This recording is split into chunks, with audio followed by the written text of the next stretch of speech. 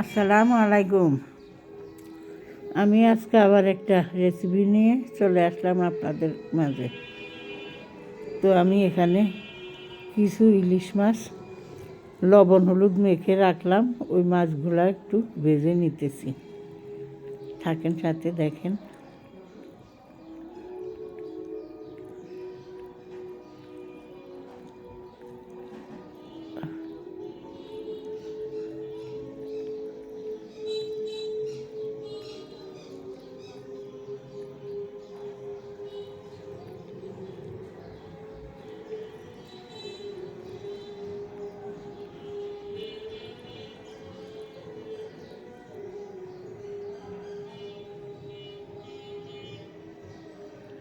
আমার মাছগুলা ভাজি হয়ে গেছে। আমি এখন অন্য একটা কড়াই বসাইয়ে দিয়ে ওতে কিছু রসুন আর পেঁয়াজ ফোড়নে দিয়ে দিলাম।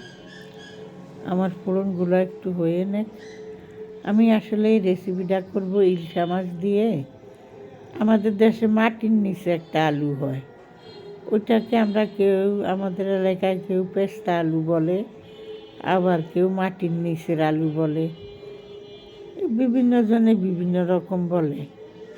তো আপনাদের কার এলাকায় কী আলু বলে ডাকেন বা চিনেন, বা কারা না চিনেন, একটু কমেন্ট বক্সে লিখে জানাইবেন।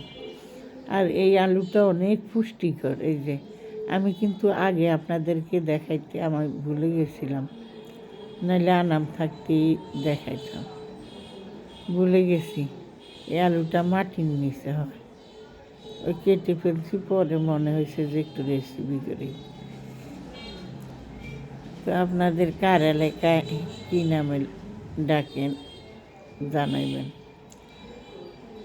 আর ইউটিউবের আপুদের দিদিদের কাছে আমার অনুরোধ, আপু দিদিরা, আপনারা যেই ভিডিও দেখবেন, যার ভিডিওই যে দেখবেন, একটু ওয়াচ টাইম দিয়ে দেখবেন।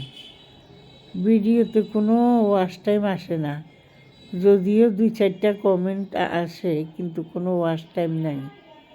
প্লিজ আপনারা একটু ওয়াচ টাইম দিয়ে সবাই সবার ভিডিও দেখবেন। সবাইরই ওয়াচ টাইমের প্রয়োজন আছে, শুধু আমার এখানে।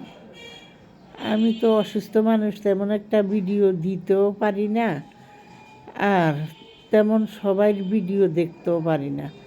তারপরও 2-4জন যার ভিডিওই দেখি, আমি ওয়াচ টাইম দিয়ে দেখি, সম্পূর্ণ ভিডিও দেখে তারপরে আমি কমেন্টস করি।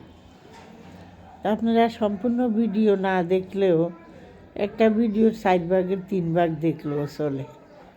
আমার আলুটা কষানো হয়ে গেছে, একটু ঝোল দিয়ে দিলাম, আবার একটু কষাইয়ে নেই। তো সবাই সবার ভিডিও সুন্দর করে দেখবেন, এটাই আমার অনুরোধ আপুরা দিদিরা।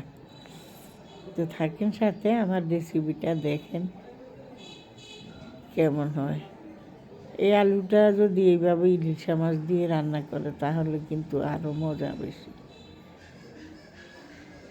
চিংড়ি মাছ দিয়েও রান্না করা যায়, গরুর মাংস দিয়েও, মুরগির মাংস দিয়েও রান্না করা যায়। আমরা সবটা দিয়েই রান্না করি, গরুর মাংস দিয়েও, মুরগির মাংস দিয়েও, চিংড়ি মাছ দিয়েও, যে কোনো মাছ দিয়েই রান্না করা যায়। তো ইলিশ মাছ দিয়ে গরুর টাংস দিয়ে রান্না করলে বেশি মজা। পানি দিয়ে দিলাম, ঢেকে দিলাম। আমার তরকারিটুক হয়ে গেছে, আমি মাছও দিয়ে দিছি সাথে। তরকারিটুক হয়ে গেছে, এখন একটু ধনিয়া পাতা দিয়ে দিতেছি সাথে, এখন উঠিয়ে নিব। তো আপনারা সবাই ভালো থাকবেন, যে যেখানে আছেন সুস্থ থাকেন, সবার জন্য দোয়া করি। আর আমার জন্য আপনারা সবাই একটু দোয়া করবেন, আমি যেন একটু সুস্থ হয়ে উঠি বা একটু ভালো থাকি। আমি সবসময় বেশিরভাগ অসুস্থই থাকি।